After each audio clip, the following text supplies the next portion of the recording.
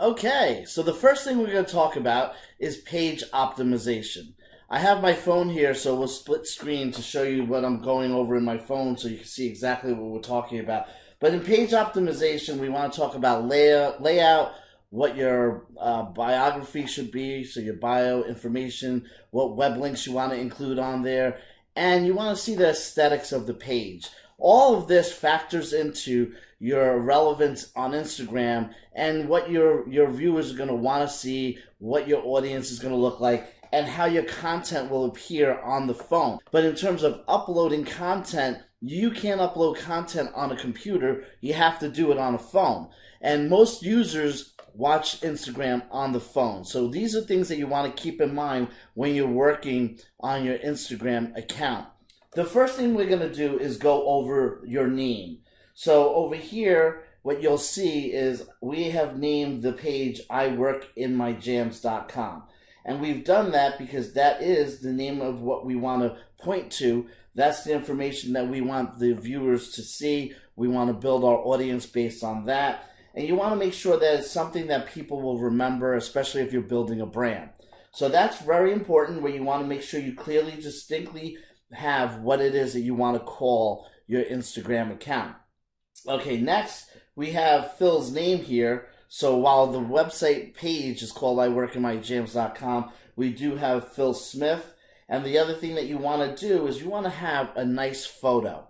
Now, for argument's sake, in this particular case, this is not Phil Smith's personal Instagram page. This is not what we're building here. We're working here with iworkinmyjams.com. So what you see is you see the image of the logo that was created for iworkinmyjams.com, which is a cute little frog holding a mug saying, "I don't work on Fridays." So that's the logo that you would say, or if you wanted to put your image on there, if you're a personal trainer or whatever it is, you may want to have a nice picture of yourself in there. If you're just somebody who's a business consultant, you may want to have a picture of yourself in there, maybe with a suit and tie. Whatever is relevant to your business, you want to make sure that that photo represents what it is that you're doing for your business. So number one is the name. Number two is your photo. You want to make sure you have a nice looking photo, very sharp resolution, and so forth, because again, this is going to be what people see on your Instagram page. Next, the thing that you want to really take some time in developing is having a quick bio. Something not longer than maybe 180 characters. In fact, it cuts you off. Instagram will cut you off. It limits you to how many characters you can actually have for your bio. So over here, what we've done, we have Phil Smith, that's his name. And then over here, what we have as the bio is, "I believe the new American dream is to work from home and have freedom to do what you want, when you want. I help people achieve this." And then after this, the next subject matter I want to mention to you is have a web link. Where do you want your Instagram audience and your followers to go? Yes, they'll stay on your Instagram page, but ultimately you may want to have it point to something. So in this particular case, we actually have it go to iworkinmyjams.com, and that's the brand page where we have all of our training courses available. So that is what you want to make sure that you have in terms of your overall page optimization, which is the first part of this. You want to make sure you have your name, a bio, your phone number, your photo, and a web link that you wanted to link out to. Next, what I'd like to talk about, which is very important in your page optimization, is the overall page itself. What do I mean by that? Well, on here, as you'll see when I scroll through our iworkinmyjams.com Instagram, we have a ton of videos. Videos are viewed far more than anything else on Instagram. We have posted just straight up images with text, just straight images, and they don't get nearly the amount of viewing as a video does. So we want you to understand that you want to build videos to be able to share with your audience. And that's what you see here that we have going on as I scroll through here. Now, Instagram limits the time of your video to 1 minute. So think about that. You got to make sure you plan for your content. Make sure you're editing your videos to be 1 minute long. And what you want to also take into account when you are doing anything, whether it's a post, whether it's an image, you want to have what you have is showing the overall layout, which we call the aesthetics of the page. And what you'll see in our videos here, we typically have myself and Phil in mostly every video. We balance that out so we're always out and about. But you want to make sure that it's a clean background.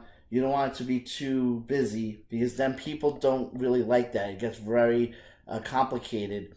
Now keep in mind, people have other Instagram accounts that they're going to take a look at. So when you're building your audience, you want to make sure that your followers stay with you, and you want to make sure you give them a certain look to achieve so that you'll be able to resonate with that audience. So that's what we have here. I'm also going to show you on the computer. Okay, so here we are on the I Work in My Jams Instagram page, and I just wanted to show you what other examples that we do have of the aesthetics of the page.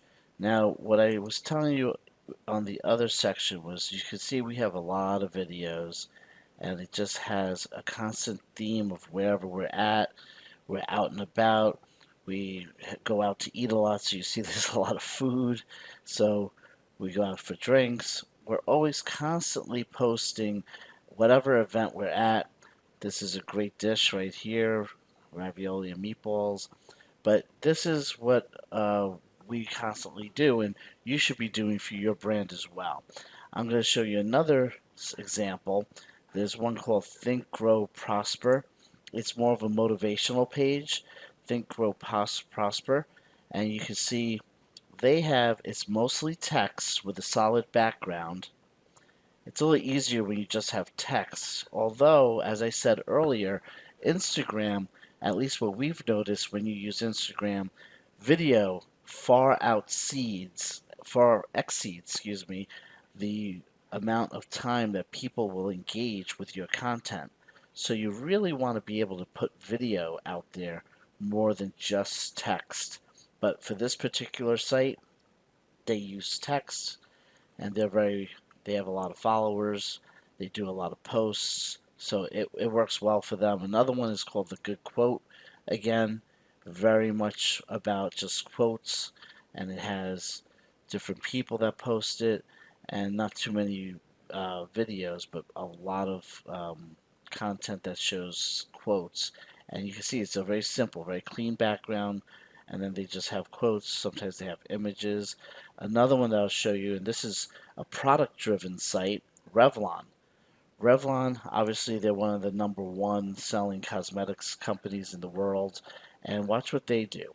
They have a white background, and look how the color of their items just pop. Look at that one. And this is video. So you can see that they're using the background. They have a pretty model here with blue eyes and this red lips that stands out. And then when they integrate into a different color scheme, like look here, they go into it and they still stands out.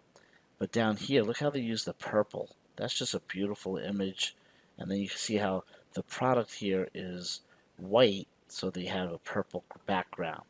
These are just ways that you could really work with your layout in page optimization, work within the aesthetics to present and represent your brand, your company, whatever it is that you're trying to do using Instagram. So this concludes the segment for page optimization.